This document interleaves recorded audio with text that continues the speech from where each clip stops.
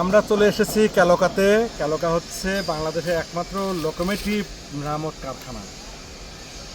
সেটা স্বাধীনতার পরে সৈয়দপুর রেল কারখানায় ছিল, ওখান থেকে স্থানান্তরিত হয়ে পার্বতীপুরে অবস্থান করছে।